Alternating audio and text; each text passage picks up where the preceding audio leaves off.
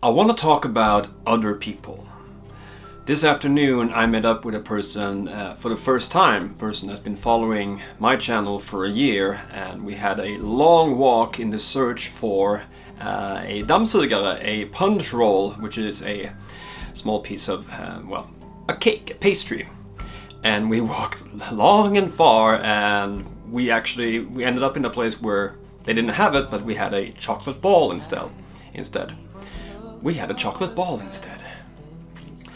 And we were talking about all of these things, like music creation, experiencing things, but also, other people, looking out through the window, seeing people pass by, thinking about, their lives, what are they thinking about, what are their concerns, what makes them happy.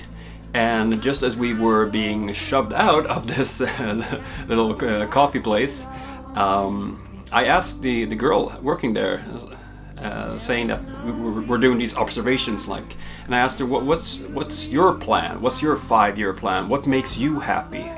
And she said, well, at some point I want to, live in London.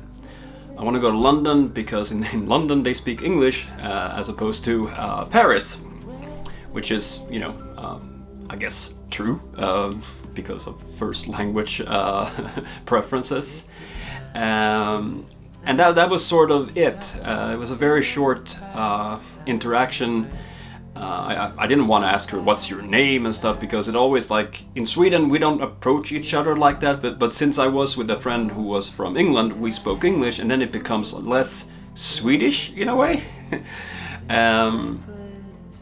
But the point I want to make, and it's a point I've made before, is this taking an interest in other people, beyond just for temporary or long-lasting relationships that are more about affection. Just like, how's your day?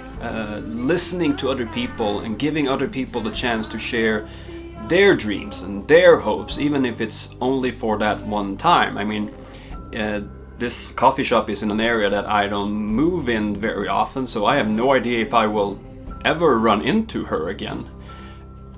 But the point is that, breaking another person's, not routine, but the rot, not that place is a bad place to work at, but just breaking the pattern from just ordering something, receiving it, paying and leaving, and just stopping up and say, what's your dream? And just, start a conversation. I know that in the US, people are generally more easygoing when it comes to this, especially in the South. In Sweden, if there's not any alcohol involved, those interactions are not as common anymore. We're just talking to someone in the line for the hot dog stand or something. And I think that as long as we feel the signals of the other person, I think we should talk to each other more and see each other more. Because maybe something like that, something so easy and so, approachable, can make someone's day. And making someone's day is the greatest gift of all. Good talk.